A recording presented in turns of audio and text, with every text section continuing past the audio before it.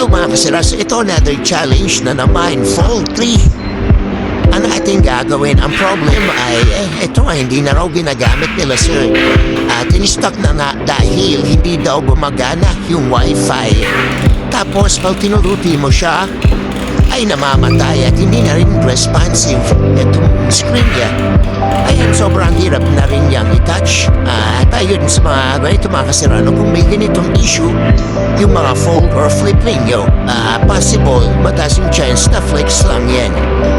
So ito mga kasira ay gagawin nga natin, papalitan natin yung pinaka-flex niya. Hindi yung LCD mga kasira, flex lang to. So ito mga kasira, mahaba yung proseso dahil marami tayong ninisin, tatanggalin yung gumampandikit.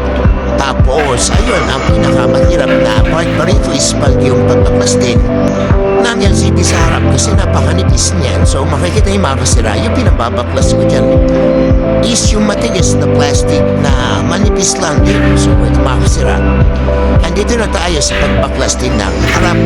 Ayan. Yung LCD, yung pinaka-delikado dyan yung mga kasira. Ito mga kasira, tinatanggalin yung mga lumang pandikit para maganda yung pagkakalapat ulit mamaya na LCD. At ayan mga kasira, makita ninyo yung mga parts napakarami at napakarami din natin binabaklas. Ayun lang mga kasirano, salamat sa mga nanood. Baka flip or fold mo na rin yung susunod. At pahabol mga kasira, ito nga pala yung wifi gumagana na rin. Tapos ayun, nakaka-search na siya ng mga wifi, so pwede na ulit siyang i-connect. Kaya lang mga kasira, salamat ulit.